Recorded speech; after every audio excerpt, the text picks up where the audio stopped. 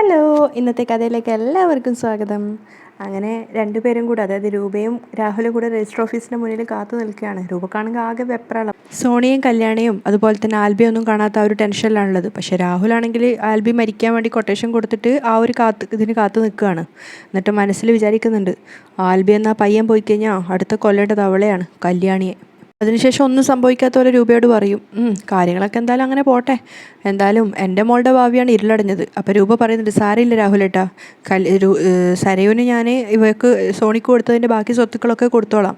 എന്തായാലും കല്യാണിക്കും കിരണിനും അതൊന്നും വേണ്ടി വരില്ല. അതുപോലുള്ളൊരു വളർച്ചയാണ് അവർ വളർന്നുകൊണ്ടിരിക്കുന്നത്.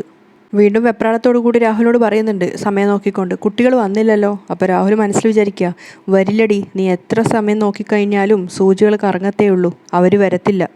രാഹുലിൻ്റെ ഗുണ്ടകൾ ടെക്സ്റ്റൈൽസിന് മുന്നിൽ വെയിറ്റ് ചെയ്യുകയാണ്. അതേസമയം ഒരു മഞ്ഞ ഷർട്ട് ഇട്ടിട്ട് ആൽബി പോയതുപോലെ തന്നെയുള്ളൊരു ചെറുപ്പക്കാരൻ അങ്ങോട്ടേക്ക് പുറത്തേക്ക് ഇറങ്ങി വരുന്നുണ്ട്. പക്ഷേ അവൻ തനിയായിരുന്നു വരുന്നുണ്ടായിരുന്നത്. അപ്പം ഗുണ്ടകളുടെ കൂട്ടത്തിലുള്ള ഒരാൾ പറയുന്നുണ്ട്, അണ്ണാ അത് അവൻ വരുന്നുണ്ട്. അവർ ശരിക്കും പറഞ്ഞാൽ പിന്നിൽ നിന്നാണ് കാണുന്നത്. അതായത് ആൽബി ഇറങ്ങി പോകുന്നത് ബാക്കിൽ നിന്ന് കാണുന്നത് എങ്ങനെയാണോ അതുപോലെയാണ് കാണുന്നത്. അപ്പോൾ അവർ വിചാരിക്കുന്നത് ആൽബി തന്നെയാണെന്ന്. അപ്പം നേരെ പോയിട്ട് അവർ അയാളെ ഉപദ്രവിക്കുകയാണ്. ഉപദ്രവിക്കുകയെന്ന് വെച്ച് കഴിഞ്ഞാൽ ഫേസ് കാണാത്ത രീതിയിൽ, അതായത് നേരെ പോയി ചവിട്ടിയ സമയത്ത് അയാൾ അവിടെ കമിഴ്ന്ന് വീഴാണ്. വീണ്ടും അയാളുടെ പുറത്തിങ്ങനെ ചവിട്ടിക്കൊണ്ടേ ഇരിക്കുന്നുണ്ട്. അയാൾ വേദന എടുത്ത് പൊളയുകയാണ്. പക്ഷേ ഇവർ ഫേസ് കണ്ടിട്ട് കൂടിയില്ല അവൻ്റെ. ആ ഒരു രീതിയിലാണ് അടിക്കുന്നത്. അപ്പോൾ ആ ഒരു ശബ്ദം കേൾക്കുന്ന സമയത്ത് കല്യാണി പുറത്തേക്ക് ഇറങ്ങി നോക്കുന്നുണ്ട്. കല്യാണി നോക്കുന്ന സമയത്ത് ശരിക്കും കാണുന്നത് അവൻ്റെ പുറത്ത് വാള് വെച്ച് അവർ വെട്ടുകയാണ്. അപ്പോൾ കല്യാണി ഷോക്കായി പോവുകയാണ് കണ്ട കാഴ്ച. കാരണം അവൾ ഇന്നലെ ഒരു സ്വപ്നം കണ്ടിട്ടുണ്ടായിരുന്നു. അത് പ്രകാരം വാള് വെച്ച് വെട്ടുന്നതാണ് അവൾ കാണുന്നത്. ആരെ ആയാലും, കിരണിയല്ല മറ്റൊരാളെയാണെന്നുള്ളത് മാത്രം. അപ്പം ആ വെട്ട് കൊണ്ടപ്പോൾ അവൻ വേദന എടുത്തിട്ട് തിരിയുന്ന സമയത്താണ് അവൻ്റെ മുഖം കാണുന്നത്, ഗുണ്ടകൾ അവൻ്റെ മുഖം കാണുന്നത്. പക്ഷേ ആ ഒരു വെപ്രാളത്തിനിടയിൽ അവർക്ക് മനസ്സിലായിട്ടില്ല അത് ആൽബി അല്ല എന്നുള്ളത്. വീണ്ടും അവർ അവൻ്റെ ഫ്രണ്ട് ഭാഗത്തും, അതായത് നെഞ്ചിലും മുതുകിലും ഒക്കെ ഒരുപാട് വെട്ടുകയാണ്. അവൻ വെട്ടിൻ്റെ വേദന കൊണ്ട് പൊളയുന്നുണ്ട്. പക്ഷേ ഒരു പ്രാവശ്യം പോലൊന്നും ശബ്ദിക്കാനോ സംസാരിക്കാനോ ഒന്നും പറ്റുന്ന ഒരവസ്ഥയിലായിരുന്നില്ല അവർ കിടന്നിട്ട് തല്ലുകൊണ്ടിട്ട് വെട്ടൊക്കെ കൊള്ളുന്ന ഒരവസ്ഥയിൽ. ഇവരാണെങ്കിൽ ഒരു ദയാദാക്ഷിണില്ലാതെ അയാളെ വെട്ടിക്കൊണ്ടിരിക്കുകയാണ്. അപ്പോൾ ടെക്സ്റ്റൈൽസിൻ്റെ ഉള്ളിൽ നിന്നും അയാളുടെ വൈഫ് സാധനങ്ങളൊക്കെ പർച്ചേസ് കഴിഞ്ഞിട്ട് വരികയാണ്. അയാൾ കാർ എടുക്കാൻ വേണ്ടിയിട്ട് മുൻപ് ഇറങ്ങിയതായിരുന്നു. അപ്പോൾ അവൾ നിലവിളിച്ചുകൊണ്ട് ഓടി വരികയാണ്. അർജുനേട്ടാ എന്ന് പറഞ്ഞിട്ട് കയ്യിലുള്ള ബാഗൊക്കെ വലിച്ചെറിഞ്ഞിട്ട് അവൾ ഓടി വരികയാണ്. അപ്പോഴാണ് ആ ഗുണ്ടകൾ തിരിഞ്ഞു നോക്കുന്ന സമയത്ത് സോണിയല്ല കാണുന്നത്. അപ്പോൾ പെട്ടെന്ന് അതിലത്തെ ഒരാൾ പറയുന്നുണ്ട്, അണ്ണാ ആൾ മാറിയെന്നാണ് തോന്നുന്നത്. അവൾ ഓടി അടുത്തെത്തുമ്പോഴേക്കും ഗുണ്ടകൾ വേഗം തിരിഞ്ഞിട്ട് അവരവരെ വണ്ടിയിലേക്ക് പോവുകയാണ്. വേഗം കയറടാ എന്നൊക്കെ പറഞ്ഞിട്ട് അവർ പോവുകയാണ്. അപ്പോൾ അവിടെ ഒരുപാട് ആൾക്കാർ ചുറ്റും കൂടിയിട്ടുണ്ട്. അവൾ വേഗം വന്നിട്ട് അവനടുത്ത് മടിയിൽ വെച്ചിട്ട് വിളിക്കുന്നുണ്ട്, അർജുനായിട്ട് എഴുന്നേക്ക് എന്നൊക്കെ പറഞ്ഞ് കുറേ വിളിക്കണം. എന്നിട്ട് ചുറ്റും കൂടി നിൽക്കുന്നവരോടൊക്കെ ഹെൽപ്പ് ചോദിക്കുകയാണ്, ആരെങ്കിലും ഒന്ന് ഹോസ്പിറ്റലിൽ പോകാൻ സഹായിക്കുന്നൊക്കെ പറഞ്ഞിട്ട്. അവനാണെങ്കിൽ വേദന കൊണ്ട് പൊളയാണ്. കാരണം വെട്ടേറ്റതാണല്ലോ. ഇങ്ങനെ മരിക്കാനുള്ള ആ ഒരു ഇതിൽ വേദന എടുത്ത് പൊളയാണ്. അപ്പോൾ അവളിങ്ങനെ ബെഗ് ചെയ്യുന്നുണ്ട്, ആരെങ്കിലും ഒന്ന് ഹോസ്പിറ്റലിൽ എത്തിക്കോ വെച്ച് ബെഗ് ചെയ്യുന്നുണ്ട്. കല്യാണിയാണെങ്കിൽ കാറ് തുറന്ന് അവിടെ പുറത്തിറങ്ങി നിന്നിട്ട് ആ ഒരു ഷോക്കായിട്ട് നിൽക്കുകയാണ്. അപ്പോൾ അവളിങ്ങനെ ബഹളം വെച്ചിട്ട് കരയുന്ന സമയത്ത് കല്യാണി പെട്ടെന്ന് അങ്ങോട്ടേക്ക് ഓടി ചെല്ലുകയാണ്. പെട്ടെന്നുള്ള ആ ഒരു ഷോക്ക് മാറിയപ്പോൾ കല്യാണി ഓടി അവൾക്ക് അരികിലെത്തിയിട്ട് നോക്കുന്ന സമയത്ത് അവനിങ്ങനെ ബ്ലഡിൽ കുളിച്ച് കിടക്കുകയാണ്. കാരണം അത്രയും വെട്ടേറ്റിട്ട് ശരീരത്തിൽ ചോര വാർന്നു പോയിക്കൊണ്ടിരിക്കുകയാണ്. അപ്പോൾ കല്യാണി ചുറ്റിലും കൂടി നിൽക്കുന്ന ആൾക്കാരോടൊക്കെ ചോദിക്കുന്നുണ്ട്, നിങ്ങളൊക്കെ എന്ത് ആൾക്കാരാ? ഒരാളിങ്ങനെ ചോരയിൽ കുളിച്ച് കിടക്കുക, അപ്പോൾ അയാളൊന്ന് ഹോസ്പിറ്റലിൽ എത്തിക്കാൻ വേണ്ടി ഒന്ന് സഹായിച്ചൂടെ? അപ്പോൾ എല്ലാവരും പരസ്പരം ഇങ്ങനെ മുഖത്തോട് മുഖം നോക്കി നിൽക്കുകയാണ്. നമ്മുടെ നാട്ടിലെ ആൾക്കാരുടെ ആ ഒരു സ്വഭാവത്തിന് കാണിച്ചു തരുന്നതാണ്. ഒരു ആപത്ത് വന്നാൽ പോലും ആരും ചുറ്റിലും കൂടുക ഹെൽപ്പ് ചെയ്യാനൊന്നും മെനക്കെടുന്നില്ല. കാരണം നിയമത്തിൻ്റെ ഒരു അവസ്ഥ അതാണല്ലോ. അത് വെച്ചിട്ട് കളിയാക്കുന്ന രീതിയിലാണ് അവർ കാണിച്ചു തരുന്നത്. അപ്പോൾ കല്യാണി വീണ്ടും എല്ലാവരോടും ദേഷ്യത്തോടു കൂടി തന്നെ പറയുന്നുണ്ട്, ഒന്ന് കാറിൽ കയറ്റാനെങ്കിലും സഹായിച്ചൂടെ? അപ്പോൾ കല്യാണിയുടെ രണ്ടാമത്തെ ഷൗട്ട് കേട്ട സമയത്ത് ആൾക്കാർ എടാ പിടിക്കടാ എന്നൊക്കെ പറഞ്ഞിട്ട് അവർ കാറിലേക്ക്, അതായത് കല്യാണി വന്നിട്ടുണ്ടായിരുന്ന ടാക്സിയിലേക്ക് കയറ്റാൻ സഹായിക്കുകയാണ്. അപ്പം അയാളാണെങ്കിൽ വേദന കൊണ്ട് പൊളയാണ്. കാരണം വെട്ടിൻ്റെ ആ ഒരു ഇതിൽ മരണവെപ്രാളം എന്നൊക്കെ പറയുന്ന പോലത്തെ ആ ഒരു വേദനയെ പൊളയാണ്. അങ്ങനെ അയാളെ പിൻസീറ്റിൽ കയറ്റുകയും അയാളുടെ പിന്നാലെ തന്നെ ഭാര്യ കയറി ഇരുന്നിട്ട് അവളും ഇങ്ങനെ നിലവിളിച്ചുകൊണ്ട് ശബ്ദം ഉണ്ടാക്കുന്നുണ്ട്, അർജുനേട്ട എന്നൊക്കെ വിളിച്ചിട്ട് അവളിങ്ങനെ കരയാണ്. അവനാണെങ്കിൽ അവസാനത്തിൻ്റെ ആ ഒരു അവസ്ഥയിലാണുള്ളത്. അപ്പോൾ കല്യാണി പെട്ടെന്ന് തന്നെ ഫ്രണ്ടിൽ കയറിയിട്ട് ഡ്രൈവറോട് പറയുന്നുണ്ട്, ഏറ്റവും അടുത്തുള്ള ഹോസ്പിറ്റലിലേക്ക് വേഗം പോ. അതേസമയം ഇതൊന്നും അറിയാതെ ടെക്സ്റ്റൈൽ ഷോപ്പിൻ്റെ അകത്താണ് ആൽബിയും സോണിയും കുഞ്ഞും ഉണ്ടായിരുന്നത്. അപ്പം ലാസ്റ്റ് ഡ്രസ്സൊക്കെ വാങ്ങിച്ചതിന് ശേഷം സോണി പറയുന്നുണ്ട്, അയ്യോ ആൽബിയേട്ട ഞാൻ പേ ചെയ്തോളാം. അപ്പോൾ ആൽബി ചോദിക്കുന്നുണ്ട്, എടോ ഞാനോ താനോ പേ ചെയ്താൽ എന്താ കുഴപ്പം? വെറുതെ ഇങ്ങനെയുള്ള കാര്യങ്ങൾക്കൊന്നും വാശി പിടിക്കരുതേ. നമ്മുടെ രണ്ടുപേരുടെയും പേരിൽ പ്രോപ്പർട്ടി രജിസ്റ്റർ ചെയ്യാൻ പോയപ്പോൾ ഞാൻ വേണ്ടാന്ന് പറഞ്ഞോ? അങ്ങനെ വേണ്ടാന്ന് ഞാൻ പറഞ്ഞപ്പോഴൊന്നും സോണിയുടെ അമ്മ അത് കേട്ടിട്ടില്ലല്ലോ. അതുകൊണ്ടേ ഇനി സോണി ഒന്നിനും പൈസ ചിലവാക്കണ്ട, എല്ലാം ഞാൻ തന്നെ ചെയ്തോളാം. അപ്പോൾ സോണി പുഞ്ചിരിക്കുകയാണ്. അപ്പോഴേക്കും അവരുടെ അടുത്ത് ഡ്രസ്സൊക്കെ കൊണ്ടുവന്നിട്ട് ഒരു പെൺകുട്ടി കൊടുക്കുകയാണ്. അങ്ങനെ താങ്ക്സ് ഒക്കെ പറഞ്ഞ് അതൊക്കെ വാങ്ങിച്ച് പുറത്തേക്ക് ഇറങ്ങുന്ന സമയത്ത് രണ്ടുപേരും ആൽബിയുടെ കാറിൻ്റെ അടുത്ത് എത്തിയപ്പോഴാണ് സോണി തിരിഞ്ഞു നോക്കുന്ന സമയത്ത് കല്യാണിയുടെ കാർ, അതായത് അവർ വന്ന കാർ കാണുന്നുണ്ടായിരുന്നില്ല. കല്യാണി ഇതെവിടെ പോയി പറയാതെ എന്നിങ്ങനെ സോണി ചിന്തിക്കുകയാണ്. അപ്പോൾ അവിടെ ഒരു ചേട്ടൻ അവിടെ നിൽക്കുന്നുണ്ടായിരുന്നു. അപ്പോൾ ആ ചേട്ടൻ്റെ അടുത്ത് പോയിട്ട് ചോദിക്കും, ചേട്ടൻ ഇവിടെ ഉണ്ടായിരുന്ന കാറ് കണ്ടോ? അപ്പോൾ അയാൾ പറയും, അയ്യോ ഒന്നും പറയണ്ട, ഇപ്പോൾ ഇവിടെ ഒരു വെട്ടും കുത്തൊക്കെ നടന്നതേ ഉള്ളൂ. എന്നിട്ട് ആൽബിക്ക് നേരെ തിരിഞ്ഞിട്ട് പറയും, ഇതേപോലൊരു പയ്യനെയാണ് ഗുണ്ടകൾ ചേർന്ന് ആക്രമിച്ചത്. അപ്പോൾ അവർ രണ്ടുപേരും ഇങ്ങനെ ഷോക്കായിട്ട് നിൽക്കുകയാണ്. അപ്പോൾ അയാൾ പറയുന്നുണ്ട്, ആ നേരത്ത് മിടുക്കിയ ഒരു പെങ്കൊച്ച ആ പയ്യനെ വന്ന് കാറിൽ കയറ്റി കൊണ്ടുപോയി രക്ഷപ്പെടുത്തിയത്. അപ്പോൾ ആൽബി പറയുന്നുണ്ട്, എന്തായാലും സോണി ഒരു കാര്യം ചെയ്യ്, കല്യാണി ഒന്ന് വിളിച്ചു നോക്ക്. അപ്പോൾ അവളിങ്ങനെ വെപ്രാളത്തോടെ പറയുന്നുണ്ട്, ഇനി കല്യാണിക്ക് എന്തെങ്കിലും സംഭവിച്ചു കാണുമോ? അപ്പോൾ അയാൾ പറഞ്ഞു കൊടുക്കുകയാണ്, ഇല്ല മോളെ, മറ്റാർക്കും ഒന്നും സംഭവിച്ചിട്ടില്ല. അതേസമയം അർജുനെയും കൊണ്ട്, അതായത് ആ വെട്ടേറ്റ പയ്യനെയും കൊണ്ട് കല്യാണിയും ആ പെങ്കൊച്ചും കൂടെ ഹോസ്പിറ്റലിൽ എത്തിയിട്ടുണ്ടായിരുന്നു. അപ്പോൾ അവനെ പെട്ടെന്ന് തന്നെ ICUയിലേക്ക് മാറ്റാനുള്ള കാര്യങ്ങളൊക്കെ ചെയ്തുകൊണ്ടിരിക്കുകയാണ്. അപ്പം ആ കുട്ടി അവിടെ ഇരിക്കുന്ന കരയുന്ന സമയത്ത് കല്യാണി ആശ്വസിപ്പിച്ചിട്ട് ആ കുട്ടീനെ അവിടെ ഇരുത്തുകയാണ്. അപ്പോഴേക്കും കല്യാണിയുടെ ഫോണിലേക്ക് സോണിയുടെ കോൾ വരികയാണ്. ഹലോ, എന്തായി കല്യാണി, വിവരങ്ങളൊക്കെ അറിഞ്ഞോ? കല്യാണി ചോദിക്കുന്നുണ്ട്. അറിഞ്ഞു, അതുകൊണ്ടാണ് വിളിച്ചത്. അപ്പോൾ കല്യാണി പറയുന്നുണ്ട്, ആളെ ഇപ്പോൾ ICUവിനകത്തേക്ക് കൊണ്ടുപോയിട്ടുണ്ട്, കുറച്ച് ഗുരുതരാവസ്ഥയാണ്. നോക്ക്, നിങ്ങൾ രണ്ടുപേരും രജിസ്റ്റർ ഓഫീസിലേക്ക് പോയിക്കോ, ഞാൻ ഇവിടുത്തെ കാര്യങ്ങളൊക്കെ അറിഞ്ഞിട്ടേ വരൂ. അപ്പോൾ സോണി ചോദിക്കണം, അവിടെ മറ്റു കുഴപ്പങ്ങളൊന്നും ഇല്ലല്ലോ കല്യാണി? അപ്പോൾ കല്യാണി വിഷമത്തോടെ പറയുന്നുണ്ട്, വെട്ടേറ്റ പയ്യൻ്റെ ഭാര്യ ഇവിടെ ഇരിപ്പുണ്ട്, ആ കൊച്ചിൻ്റെ അടുത്ത് വേറെ ആരും ഇല്ല, അതൊറ്റക്കാ, അതുകൊണ്ടാണ് ഞാൻ പറഞ്ഞത് കുറച്ച് കഴിഞ്ഞേ വരത്തുള്ളൂ എന്ന്. അപ്പോൾ സോണി പറയുന്നുണ്ട്, ആയിക്കോട്ടെ, നീ അവിടെ തന്നെ ഇരുന്നോ, ഞങ്ങൾ പോയിട്ട് വരാം. കോള് കട്ട് ചെയ്തിട്ട് തിരിച്ച് വന്നിട്ട് ആ കൊച്ചിൻ്റെ അടുത്ത് വന്നിട്ട് കല്യാണി പറയുന്നുണ്ട്, ഒരു കുഴപ്പം ഉണ്ടാവില്ല മോളെ, പ്രാർത്ഥനയോടെ ഇരുന്നാൽ മതി. അവളിങ്ങനെ പൊട്ടി പൊട്ടി കരയാണ്.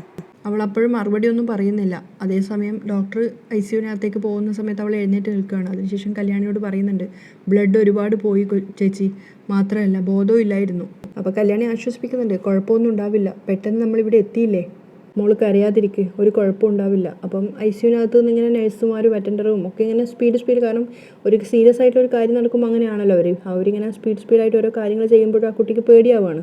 അതൊക്കെ കാണുന്തോറും അതിനിങ്ങനെ ടെൻഷൻ കയറി കല്യാണിയെ നോക്കിയിട്ട് പൊട്ടി കരയാണ്. അപ്പോൾ കല്യാണി അവളെ ചേർത്ത് പിടിച്ച് ആശ്വസിപ്പിക്കുന്നുണ്ട്. അറിയാതെ ദൈവത്തിനെ വിളിച്ചു പോവാണ് കല്യാണി, കാരണം ആ ചെക്കൻ രക്ഷപ്പെടുമോ എന്നുള്ളൊരു ടെൻഷൻ കൊണ്ട്. അതേസമയം രജിസ്റ്റർ ഓഫീസിന് മുന്നിൽ ആകെ കൂടെ ടെൻഷൻ അടിച്ചിട്ടാണ് രൂപയും രാഹുലും ഉള്ളത്. അപ്പോൾ രൂപ പറയുന്നുണ്ട്, അവരെന്താ വൈകുന്നതെന്ന് അറിയില്ലല്ലോ ഏട്ടാ. അപ്പോൾ രാഹുൽ പറയാം, അതാ ഞാനും ആലോചിക്കുന്നത്. അപ്പോഴേക്കും രാഹുലിൻ്റെ ഫോൺ ബെല്ലടിയാണ്. എടുത്ത് നോക്കിയ ശേഷം രാഹുൽ രൂപേനെ ഇങ്ങനെ നോക്കി പമ്മി മുന്നോട്ടേക്ക് പോകുന്നുണ്ട്. കാരണം വിളിച്ചിട്ടുണ്ടായിരുന്നത് ആ ഗുണ്ടയായിരുന്നു. അപ്പം ഫോൺ എടുത്ത സമയത്ത് അയാൾ പറയാണ്, സാറ് പറഞ്ഞ പോലെ കാര്യങ്ങളൊക്കെ ഭംഗിയായി ചെയ്തിട്ടുണ്ട്, ആൾ ഫിനിഷായിട്ടുണ്ട്. അപ്പോൾ രാഹുലിന് ശരിക്കും സ്വർഗം കിട്ടിയ സന്തോഷമാണ് കേട്ട സമയത്ത്. പക്ഷെ അതൊന്നും പ്രകടിപ്പിക്കാതെ രാഹുൽ പറയാണ്, ഇനി സംസാരിക്കണ്ട, ഫോൺ വെച്ചോ. ആ ഗുണ്ട ഫോൺ വെച്ചതിന് ശേഷം അയാളുടെ ശിങ്കിടി വന്നിട്ട് പറയുന്നുണ്ട്, അണ്ണാ ആൾ മാറിപ്പോയില്ല അണ്ണാ. അപ്പോൾ ആ തലവനായിട്ടുള്ള ആൾ പറയാണ്, അതിപ്പോൾ പറയണ്ട, നമുക്ക് എത്രയും പെട്ടെന്ന് അയാളുടെ കയ്യിൽ നിന്ന് കാശ് വാങ്ങിച്ച് പോക്കറ്റിലാക്കണം. അപ്പോൾ മറ്റേയാളും ചിരിക്കുകയാണ്. അപ്പം ഗുണ്ട പറയുന്നുണ്ട്, ആൾക്കാരെ തല്ലാനും കൊല്ലാനും ഒക്കെ പോകുമ്പോൾ അബദ്ധം പറ്റുന്നത് സാധാരണയാണ്, എന്ന് വെച്ച് നമ്മൾ മെനക്കെട്ട് കൂലി കിട്ടണ്ടേ? അത് വേണം അണ്ണാ. തിരിച്ചു വന്ന രാഹുലിനോട് രൂപ ചോദിക്കുന്നുണ്ട്, ആരാ ഏട്ടാ വിളിച്ചത്? അപ്പോൾ അയാൾ ചിരിച്ചുകൊണ്ട് പറയും, സരിയുവാ, അവൾക്ക് ദേഷ്യ, ഞാനിന്ന് ഇങ്ങോട്ടേക്ക് വരരുതെന്ന് അമ്മയും മോളും എന്നോട് പറഞ്ഞതാ, അവരുടെ വാക്ക് കേൾക്കാതെയാണ് വന്നത്, എന്ന് വെച്ചാൽ അവർ സ്വത്തൊക്കെ മോഹിച്ചിരിക്കുകയല്ലായിരുന്നോ? അപ്പോൾ രൂപ ഇങ്ങനെ പുച്ഛത്തോടെ കേട്ട് നിൽക്കുകയാണ്. അപ്പോൾ രാഹുൽ പറയുന്നുണ്ട്, കിട്ടാത്തൊരമർഷം എന്തായാലും അവർക്ക് കാണുമല്ലോ. അതിനുശേഷം രൂപ പറയുന്നുണ്ട്, അവൾക്കുള്ളത് ഞാൻ കൊടുത്തോളാം, ഞാൻ പറഞ്ഞില്ല ഏട്ടാ, ഇനി കിരണിനും കല്യാണിക്കും ഒന്നും വേണ്ട, അതുകൊണ്ട് ബാക്കി വരുന്നതൊക്കെ സരയുനുള്ളതാ. അതിനുശേഷം രാഹുൽ മനസ്സിൽ വിചാരിക്കുകയാണ്, ബാക്കി വരുന്നതല്ലടി, നിന്റെ സർവ്വ സ്വത്തുക്കളും എൻ്റെ മോൾക്കുള്ളതാ, അത് കിട്ടാതെ വന്നാൽ ഞാൻ നിന്നെയെല്ലാം കൊന്നിരിക്കും. അതേസമയം ആൽബിയുടെ കൂടെയാണ് സോണി കാറിലുണ്ടായിരുന്നത്. അപ്പോൾ സോണി പറയുന്നുണ്ട് ആൽബിയോട്, ശബ്ദം കിട്ടിയ ശേഷം കല്യാണി ഒന്നുകൂടെ ബോൾഡായിട്ടുണ്ട്, സത്യം പറയാലോ ഒട്ടും സ്വാർത്ഥതയില്ലാത്തൊരു പെൺകുട്ടിയാണ് കല്യാണി. കിരണേട്ടനും അങ്ങനെ തന്നെയാണ്, അതുകൊണ്ടായിരിക്കും അങ്ങനെ ഒരാളെ തന്നെ കിരണേട്ടന് ദൈവം ഭാര്യയായി കൊടുത്തത്. അപ്പോൾ പ്രണയത്തോടു കൂടി ആൽബി ചോദിക്കുന്നുണ്ട്, ഈ പറയുന്ന ആൾക്കും സ്വാർത്ഥതയുണ്ടോ? അപ്പോൾ പുഞ്ചിരിച്ചുകൊണ്ട് സോണി പറയുന്നുണ്ട്, ഇല്ലയെന്നാണ് വിശ്വാസം. അപ്പോൾ ആൽബിയും പറയും, കാണാൻ വഴിയില്ല, ചന്ദ്രസേനൻ അങ്കിളുടെ മകളല്ലേ, അപ്പോൾ അതിനൊരു ശതമാനം പോലും ചാൻസ് ഇല്ല, അതുകൊണ്ടാണല്ലോ സ്വത്ത് എഴുതാൻ പറഞ്ഞപ്പോൾ എൻ്റെ പേരിലും കൂടി എഴുതാൻ പറഞ്ഞത്. അപ്പോൾ സോണി പറയുന്നുണ്ട്, ഇത് ഞാൻ പറഞ്ഞതല്ല, അച്ഛനും അമ്മയും കിരണേട്ടനും കല്യാണിയും ഒക്കെ കൂടെ തീരുമാനിച്ചതാ. അപ്പോൾ ആൽബി ചോദിക്കുകയാണ്, അപ്പോഴും എതിർത്തില്ലല്ലോ? സ്വത്തിലൊക്കെ എന്ത് കാര്യമായിരിക്കുന്നു ആൽബിയേട്ടാ, എല്ലാ സ്വത്തും ആൽബിയേട്ടൻ്റെ പേരിൽ എഴുതി വെച്ചാലും എനിക്ക് കുഴപ്പമൊന്നുമില്ല. അപ്പോൾ ആൽബിയും പറയുന്നുണ്ട്, എടോ അത് തന്നെയാണ് എനിക്കും പറയാനുള്ളത്, ഈ സ്വത്തിലൊന്നും ഒരു കാര്യവുമില്ല, അതൊക്കെ ഏതെങ്കിലും ഒരു ദിവസം മറ്റുള്ളവർക്ക് ചെന്ന് ചേരേണ്ടതാ, മണ്ണൊരിക്കലും നമുക്ക് സ്വന്തമല്ല, പണവും പണ്ടവും എല്ലാം അങ്ങനെ തന്നെ, ജീവിച്ചിരിക്കുമ്പോൾ നമ്മൾ കൊടുക്കുന്ന സ്നേഹം മാത്രമാണ്. അപ്പോൾ സോണിയും പറയുന്നുണ്ട്, അത് ശരിയാ, ഇനിയെങ്കിലും എൻ്റെ അച്ഛനും അമ്മയ്ക്കും മനസ്സമാധാനം കിട്ടണമെന്നാണ് എൻ്റെ പ്രാർത്ഥന, അവരെ പോലൊരു അച്ഛനും അമ്മയും കിട്ടിയത് എൻ്റെയും കിരണേട്ടൻ്റെയും ഭാഗ്യമാണ്, എന്നിട്ടും അവർക്ക് ഒരുമിച്ച് ജീവിക്കാൻ പറ്റിയില്ല, അതിന് കാരണക്കാരനായ ഒരാൾ ഇപ്പോൾ രജിസ്റ്റർ ഓഫീസിൻ്റെ മുന്നിൽ കാണും, നേരിട്ട് കണ്ടോ അയാളെ? അപ്പം ആൽബിൻ ദേഷ്യത്തോടെ പറയുന്നുണ്ട്, ഒരു തോക്ക് കയ്യിലുണ്ടെങ്കിൽ അയാളെ വെടിവെച്ച് കൊല്ലാനുള്ള ദേഷ്യമുണ്ട് എനിക്ക്. പിന്നെ നമ്മളൊന്നും ചെയ്യേണ്ട സോണി, കിട്ടേണ്ട തിരിച്ചടിയെല്ലാം അയാൾക്ക് കിട്ടിക്കൊണ്ടിരിക്കുകയാണല്ലോ. അതേസമയം കല്യാണിയെ കെട്ടിപ്പിടിച്ചിട്ട് കരയാണ് ആ അപകടം പറ്റിയ ആളുടെ ഭാര്യ. അപ്പോൾ അവൾ കരഞ്ഞുകൊണ്ട് പറയുന്നുണ്ട്, ഞങ്ങൾ രണ്ടുപേരും ചെക്കപ്പും കഴിഞ്ഞ് ഹോസ്പിറ്റലിൽ നിന്ന് നേരെ ടെക്സ്റ്റൈൽസിലേക്ക് പോയതായിരുന്നു പർച്ചേസിന് വേണ്ടിയിട്ട്. ആ നേരത്താ ഇങ്ങനെയൊക്കെ സംഭവിച്ചേ. അപ്പോൾ കല്യാണി ചോദിക്കുന്നുണ്ട്, എന്തിനാ നിങ്ങൾ ഡോക്ടറെ കാണാൻ പോയത്? അപ്പോൾ അവൾ കരഞ്ഞുകൊണ്ട് പറയാണ്, ഞാൻ പ്രഗ്നൻ്റ് ആണ്, ഇത് 3-ാം മാസമാണ്. ഞങ്ങളുടേത് ലവ് മാരേജ് ആയതുകൊണ്ട് സഹായത്തിന് ആരുമില്ല ചേച്ചി, ഞങ്ങൾ രണ്ടാളും മാത്രമേ ഉള്ളൂ. അങ്ങനെ ഒരു അവസ്ഥയിലാണ് ഏട്ടൻ ഇങ്ങനെയൊക്കെ സംഭവിച്ചേ. അപ്പോൾ കല്യാണി ആശ്വസിപ്പിക്കുകയാണ്, കരയാതിരിക്കുക, എന്ത് സഹായത്തിനും ഞാനും എൻ്റെ ഭർത്താവും ഉണ്ട് കൂടെ. അപ്പോഴേക്കും കല്യാണിയുടെ ഫോണിലേക്ക് കിരണിൻ്റെ കോൾ വരികയാണ്. ആ കുട്ടിയോട് പറഞ്ഞിട്ട് കല്യാണി കോൾ അറ്റൻഡ് ചെയ്യുന്നുണ്ട്. കിരൺ എടുത്തപ്പോൾ തന്നെ ചോദിക്കുന്നുണ്ട്, കല്യാണി എന്തായി, ആ പയ്യൻ എങ്ങനെയുണ്ട്? ICUലാണ് കിരണേട്ടാ, കുറച്ച് സീരിയസാണ്, അവന് ഒരുപാട് രക്തം നഷ്ടമായിട്ടുണ്ട്. അപ്പോൾ കിരൺ പറയുന്നുണ്ട്, ഞാനേ അറിയിക്കേണ്ടവരൊക്കെ അറിയിച്ചിട്ടുണ്ട്, ഞാൻ ആദർശിനെ വിളിച്ച് പറഞ്ഞിട്ടുണ്ട്, അവന് ചാനലൊക്കെ ആയിട്ട് നല്ല ബന്ധമാണല്ലോ, അതുകൊണ്ട് ഇതിപ്പോൾ കാട്ടുതീ പോലെ പടർന്നോളും. പിന്നെ ടെക്സ്റ്റൈൽസിൻ്റെ മുന്നിൽ വെച്ചായതുകൊണ്ട് CCTVയിൽ അതിൻ്റെ ദൃശ്യങ്ങളൊക്കെ ഉണ്ടാവും. എന്ന് വെച്ചാൽ കൊലയാളികൾ ഒരർത്ഥത്തിലും രക്ഷപ്പെടില്ല എന്നാണ്. അപ്പോൾ കല്യാണി പറയുന്നുണ്ട്, എൻ്റെ അടുത്ത് ആ പയ്യൻ്റെ ഭാര്യ ഇരിപ്പുണ്ട്, 3 മാസം ഗർഭിണിയാണ് മാഗ്ന. അപ്പം കിരണും ആകെ ടെൻഷൻ, ഒരു വിഷമം കയറുകയാണ് അങ്ങനെ കേട്ടപ്പോൾ. അപ്പം കല്യാണി ദേഷ്യത്തോടെ പറയുന്നുണ്ട്, കിരണേട്ടാ ഇതങ്ങനെ വെറുതെ വിട്ടാൽ പറ്റില്ല, നാളെ നമുക്കും ഇങ്ങനെ ഒരു ഗതി വരാം. അപ്പോൾ കിരൺ പറയുന്നുണ്ട്, ഏതായാലും നീ ഇന്നലെ കണ്ട സ്വപ്നത്തെപ്പറ്റി ഞാനൊന്ന് ആലോചിക്കുക, എനിക്കല്ല വെട്ടേറ്റതെങ്കിലും അങ്ങനെ ഒരു സംഭവം നടന്നല്ലോ.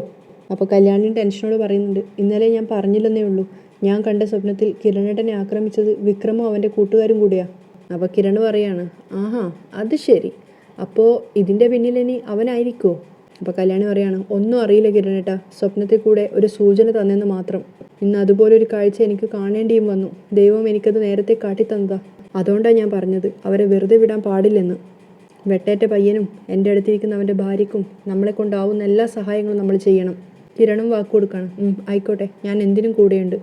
ശേഷം കല്യാണി പോയിട്ട് ആ കുട്ടിക്ക് പ്രതീക്ഷ കൊടുക്കുകയാണ്. കിരണേട്ടനും പറഞ്ഞു എന്ത് സഹായത്തിനും കൂടെ ഉണ്ടാവുമെന്ന്. അപ്പോൾ അവൾ കരഞ്ഞുകൊണ്ട് പറയുന്നുണ്ട്, എൻ്റെ അർജുനേട്ടൻ ജീവിതത്തിലേക്ക് തിരിച്ചു വന്നാൽ മാത്രം മതി ചേച്ചി, എൻ്റെ കുഞ്ഞിൻ്റെ അച്ഛനെ എനിക്ക് നഷ്ടപ്പെടുന്നതിനെക്കുറിച്ച് ചിന്തിക്കാൻ കൂടി വയ്യ. അപ്പോൾ കല്യാണി പറയുന്നുണ്ട്, ഏയ് അങ്ങനെയൊന്നും സംഭവിക്കില്ല, കൃത്യസമയത്ത് തന്നെ നമ്മൾ ആളെ ഇവിടെ എത്തിച്ചല്ലോ, ഇനിയെല്ലാം ഡോക്ടർമാർ നോക്കിക്കോളും, പിന്നെ ദൈവങ്ങളും. മാഗ്ന ധൈര്യമായിട്ടിരിക്കുക. കല്യാണിക്ക് ഒരുപാട് ടെൻഷനുണ്ട് അർജുൻ ജീവിതത്തിലേക്ക് തിരിച്ചു വരുമെന്ന് ആലോചിച്ചിട്ട്. അതേസമയം തന്നെ രജിസ്റ്റർ ഓഫീസിൽ നിന്ന് രണ്ടുപേരും നല്ല ടെൻഷനിലാണ് ഉള്ളത്, രൂപയും രാഹുലും. രാഹുലിനാണെങ്കിൽ അവ മരിച്ചല്ലോ എന്നോർത്തിട്ടുള്ള സന്തോഷവും, രൂപക്കാണെങ്കിൽ കുട്ടികളെ കാണാത്തതിലെ ടെൻഷനും. അപ്പോൾ രൂപ പറയുന്നുണ്ട്, ഇത്ര നേരമായിട്ട് കുട്ടികളെ കാണുന്നില്ലല്ലോ ഏട്ടാ. ഞാനും അത് തന്നെ ആലോചിക്കുന്നത്. അപ്പോൾ രൂപ പറയാ, സോണി വിളിച്ചിട്ടാണെങ്കിൽ എടുക്കുന്നുമില്ല, അവരിങ്ങോട്ട് വരുമായിരിക്കും രൂപേ. രാഹുൽ സമാധാനിപ്പിക്കുകയാണ്. അപ്പോൾ രൂപ പറയുന്നുണ്ട്, കല്യാണി സോണിയും ഒരുമിച്ച് എത്തുമെന്നാണ് പറഞ്ഞത്, ആൽബി ആണെങ്കിൽ അതിന് മുമ്പേ വരുമെന്നും പറഞ്ഞിട്ടുണ്ടായിരുന്നു, പക്ഷേ ആരെയും കാണുന്നില്ലല്ലോ എന്നൊക്കെ വെപ്രാളത്തോടെ പറയുമ്പോഴേക്കും അവിടെ ഒരു കാറ് വന്ന് നിർത്തുകയാണ്. അപ്പോൾ കാറിൽ നിന്ന് ഇറങ്ങുന്നത് സോണിയാണ്. അപ്പോഴേക്കും രൂപയുടെ മുഖത്ത് സന്തോഷം വിരിയുന്നുണ്ട്. സോണി നിറഞ്ഞ ചിരിയോടുകൂടിയാണ് കാറിൽ നിന്ന് ഇറങ്ങുന്നത്, കൂടെ തന്നെ ചാരുമോളും ഉണ്ട്. അപ്പോൾ രാഹുൽ ഇങ്ങനെ കാഴ്ച നോക്കി നിൽക്കുകയാണ്. അപ്പോൾ പുഞ്ചിരിച്ചുകൊണ്ട് രൂപ പറയും, ആഹാ സോണി മോൾ എത്തിയല്ലോ. അപ്പോൾ രാഹുൽ മനസ്സിൽ വിചാരിക്കും, അവൾ എത്തി, പക്ഷേ നിൻ്റെ മരുമകൻ മാത്രം വരില്ല. അപ്പോഴേക്കും ഡ്രൈവർ സീറ്റിൽ നിന്ന് ഡോറ് തുറന്നിട്ട് ആൽബി ഇറങ്ങുകയാണ്. രാഹുൽ ഇങ്ങനെ ഷോക്കായിട്ട് നിൽക്കുകയാണ് ആൽബിയെ കണ്ടിട്ട്. എന്നിട്ട് വിചാരിക്കുന്നുണ്ട്, ഞാൻ സ്വപ്നം കാണുവാണോ? ആ സമയത്തൊക്കെ രൂപ ഇടങ്ങാനിട്ടിട്ട് ഇങ്ങനെ രാഹുലിനെ നോക്കുകയാണ്. അങ്ങനെ രണ്ടുപേരും കൂടെ നടന്നിട്ട് ഇവർക്ക് അരികിലേക്ക് വരുന്നുണ്ട്. അപ്പോൾ രൂപ ചോദിക്കുന്നുണ്ട്, എന്താ താമസിച്ചത്? ആൽബി പറയാണ്, എന്ത് ചെയ്യാനാ, ഞങ്ങൾ ഡ്രസ്സൊക്കെ വാങ്ങി പുറത്തേക്ക് ഇറങ്ങുമ്പോൾ കുറേ ഗുണ്ടകൾ ചേർന്ന് ഒരാളെ തലങ്ങും വിലങ്ങും വെട്ടി. അപ്പോൾ രാഹുൽ ഇങ്ങനെ ഷോക്കാവുകയാണ്. രൂപയെ ഞെട്ടിത്തെരിച്ച് നിൽക്കുന്നുണ്ട്. രണ്ടുപേരും രണ്ടർത്ഥത്തിലാണേ ഉള്ളൂ. അപ്പം ആൽബി പറയാണ്, കല്യാണിയാണെങ്കിൽ അവരെയും കൊണ്ട് ഹോസ്പിറ്റലിലേക്ക് പോയി. അപ്പോൾ സോണി പറയുന്നുണ്ട്, ഇതൊന്നും ഞങ്ങൾ കണ്ടിട്ടില്ല, ദൃക്സാക്ഷികൾ പറഞ്ഞതാ. ചോര വാർന്ന് അയാൾക്കൊന്നും സംഭവിക്കാതിരിക്കാനാ കല്യാണി അയാളുടെ ഭാര്യയ്ക്കൊപ്പം ഹോസ്പിറ്റലിൽ പോയത്. അപ്പം ഭയങ്കര സങ്കടത്തോടു കൂടി രൂപ പറയുന്നുണ്ട്, അതൊരു ഭയങ്കര സംഭവമായി പോയല്ലോ മോളെ. അതിനുശേഷം രൂപ രാഹുലിനോട് പറയുന്നുണ്ട്, എന്താ ഏട്ടനെ ആലോചിക്കുന്നത്? രാഹുൽ ഇങ്ങനെ ആലോചനയോടെ നിൽക്കുകയാണ്. അപ്പോൾ രാഹുൽ പെട്ടെന്ന് പറയും, അല്ല എന്തായിരിക്കും അവിടെ സംഭവിച്ചതെന്ന് ആലോചിക്കുകയായിരുന്നു. അപ്പം രൂപ വേഗം ആൽബിക്ക് പരിചയപ്പെടുത്തി കൊടുക്കുകയാണ്. മോനെ ആളെ മനസ്സിലായില്ലേ, എൻ്റെ ഏട്ടനാ രാഹുൽ, സോണിയുടെ അങ്കിൾ. അപ്പം ആൽബി പറയും, എനിക്ക് മനസ്സിലായി. അപ്പം രാഹുൽ മനസ്സിൽ വിചാരിക്കണം, എനിക്കൊന്നും മനസ്സിലാവുന്നില്ലടാ, മരിച്ചെന്ന് കരുതിയവൻ ജീവിച്ചു വന്നിരിക്കുക. അപ്പോൾ രൂപ പറയും, ഇവിടെ രജിസ്റ്റർ ഓഫീസിൽ എല്ലാം റെഡിയാക്കി വെച്ചിരിക്കുക, ഇനി സൈൻ മാത്രം ചെയ്താൽ മതി, നിങ്ങൾ രണ്ടാളും വാ. അപ്പോഴേക്കും ആൽബി സോണിയും കൂട്ടി അകത്തേക്ക് പോവാണ്. രൂപ പറയുന്നത്, ഏട്ടനും വാ. അങ്ങനെ അവരെല്ലാവരും കൂടെ അകത്തേക്ക് പോവാണ്. പക്ഷേ രാഹുൽ മാത്രം പതിയെ നടന്നുകൊണ്ട് ഇങ്ങനെ ചിന്തിക്കുകയാണ് ആൽബിയെ കണ്ടതിൻ്റെ ആ ഒരു ഷോക്കിൽ. രാഹുലിനൊന്നും മനസ്സിലാവുന്നുണ്ടായിരുന്നില്ല. കാരണം ഗുണ്ടകൾ കൊന്നു എന്ന് പറഞ്ഞവൻ തിരിച്ചു വന്നത് കണ്ടപ്പോൾ ഉണ്ടായ ഒരു ഷോക്കിലാണ് ഉണ്ടായിരുന്നത്. അങ്ങനെയാണ് ഇന്നത്തെ എപ്പിസോഡ് അവസാനിക്കുന്നത്. എന്തായാലും പുതിയ എപ്പിസോഡ് എന്തൊക്കെയാണ് സംഭവിക്കുക നമുക്ക് കാത്തിരുന്ന് തന്നെ കണ്ടു നോക്കാം. നാളത്തെ കഥയായിട്ട് നാളെ വരാം. അതുവരെയും ബൈ ബൈ.